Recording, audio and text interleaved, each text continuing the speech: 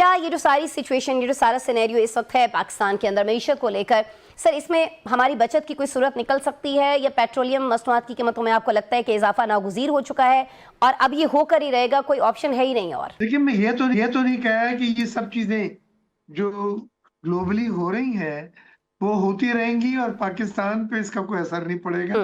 ये मुमकिन नहीं है। जाहिर है।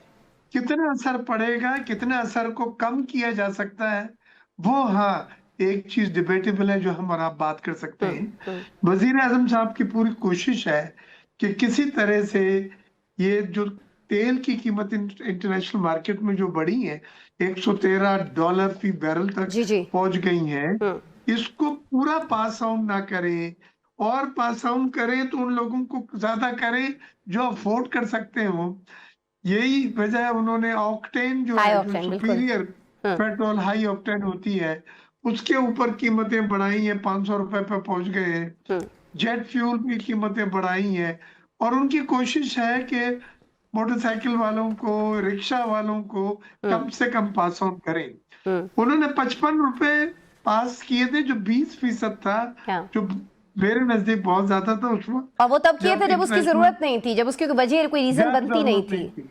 और रातों रात जो ऑयल कंपनियां, जो पेट्रोल पंप के ओनर थे, उनको ₹55 फी लीटर आपने उस तेल के ऊपर, पेट्रोल के ऊपर, डीजल के ऊपर प्रॉफिट दे दिया जो पुरानी कीमतों का था, बिल्कुल। जो टैंक्स में जमीन में थे, और उसको 1 घंटे के बाद ₹55 फी लीटर बढ़ा के उन्होंने बेचा है। ये एक बहुत बड़ा इरेगुलरिटीज थी जो की गई, लेकिन उसके बाद वजीर आजम ने 5 बार समरी वापस करी है कि हम कीमत नहीं बढ़ाएंगे। लेकिन मैं आपको एक अपने जाती तजर्बा माशरत के स्टूडेंट की हैसियत से बतलाता हूँ कि आसमा, जब मुशर्रफ साहब थे और तेल की कीमतें बढ़ी थी और $120 फी बैरल तक पहुंच गई थी, तो उन्होंने 70-80 से आगे नहीं बढ़ाया, वहां रुक गए वो, और सब्सिडी देना शुरू करी, अपने पास से उन्होंने देने शुरू करा, और उसके बाद अफरात-ए-ज़र 40% से भी ज्यादा बढ़ गया।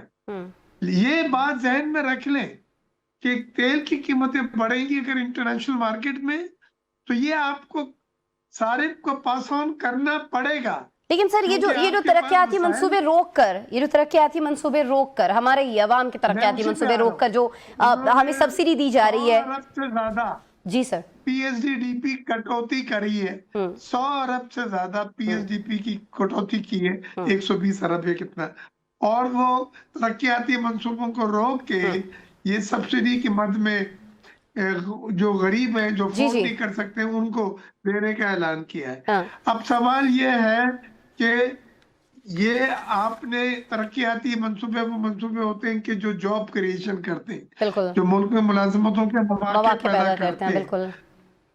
हाँ, अब वो आपने महदूद करने जा रहे हैं, सिर्फ इस वजह से कि आपने जो कीमत बढ़ी है इंटरनेशनल मार्केट की, वो पास ऑन नहीं करना चाहते, और अब हुकूमत उसको अपने दूसरे वसाइल से पे करना जा रही है। नहीं तो सर कुछ और भी तो इकदामात होने जा रहे हैं, जैसे हम सुन रहे हैं कि जीएसटी में इजाफा हो रहा होगा, बिकॉज आईएमएफ ने कहा है कि इसको मजीद 18% बढ़ाएं। आईएमएफ ने ज़रई अद्वियात के ऊपर और दूसरी मसनूआत के ऊपर जीएसटी लगाने को कहा है।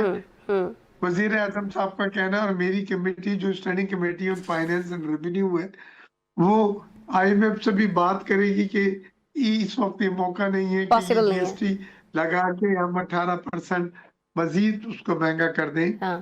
लेकिन आने वाले वक्त महंगाई का है, और यही वजह है कि आने वाले वक्त में महंगाई 6 से 9% की प्रोजेक्शन हो गई है, जो पहले 5% थी, और जीडीपी में भी कमी आई है, तो जीडीपी में भी 3% से 3.5% से ज्यादा जीडीपी नहीं होगी। हम जो बात कर रहे थे 4-5% की, वो नहीं होगी। एक्सपोर्ट भी हमारी स्टैग्नेंट हो गई है।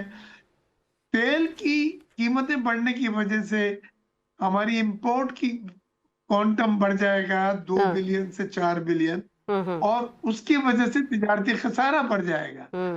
आपके रिजर्व्स कम होंगे, आपके जो फॉरेन रिजर्व्स हैं वो डिप्लीट्स होंगे।